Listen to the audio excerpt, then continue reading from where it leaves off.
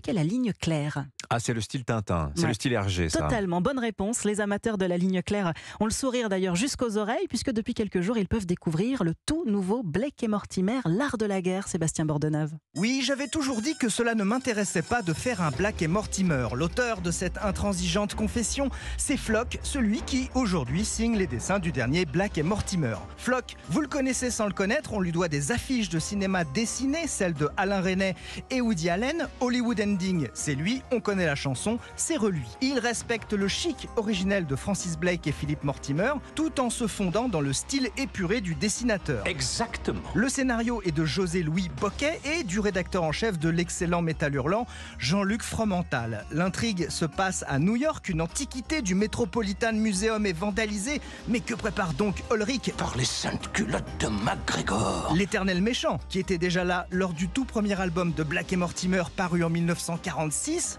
Dans Le Point, le dessinateur Flock cite un écrivain du 19e siècle, Jules Barbet d'Aurevilly. Un dandy se joue de la règle mais la respecte encore. Voilà qui résume parfaitement l'esprit du dernier Blake et Mortimer, l'art de la guerre, publié chez Dargaud. Sébastien Bordenave.